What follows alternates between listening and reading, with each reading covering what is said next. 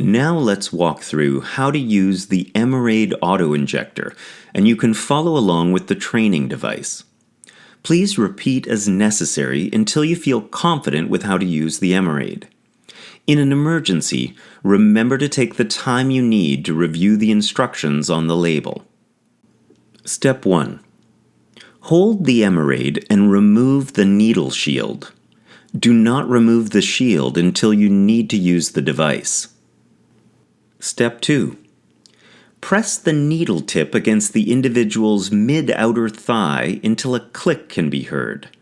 Hold the device against the thigh for 5 seconds. Step 3.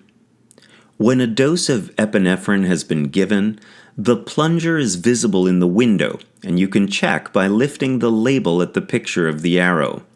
Additionally, the needle cover extends, so the needle is not exposed.